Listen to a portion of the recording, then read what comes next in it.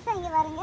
இப்போ வந்து எப்போவுமே அத்திப்பழம் வந்து நாளைக்கு பழுக்க போகுதுன்னா நைட்டே வந்து இங்கே எல்லாம் வலை போட்டு எல்லாம் மூடி கட்டி வச்சுருது. அப்போ எவ்வளோ அத்திப்பழம் வந்து ரெகுலராக வேஸ்ட்டாக போயிட்டு இருந்துருக்குன்னு பாருங்கள். இங்கே பாருங்க, அழகாக பழுத்து சூப்பராக கனிஞ்சிருக்குது. ஆமாம், ஒன்று வந்து அடுத்தது இது இப்படியே மூடி வச்சுருவோம். அதுக்கு அடுத்தது இங்கே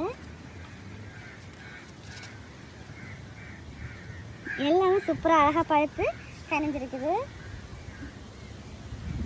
அடுத்தது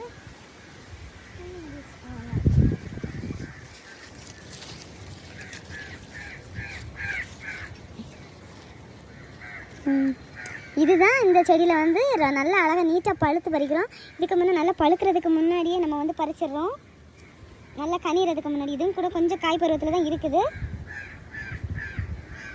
3 பழம் கிடச்சிருக்குது.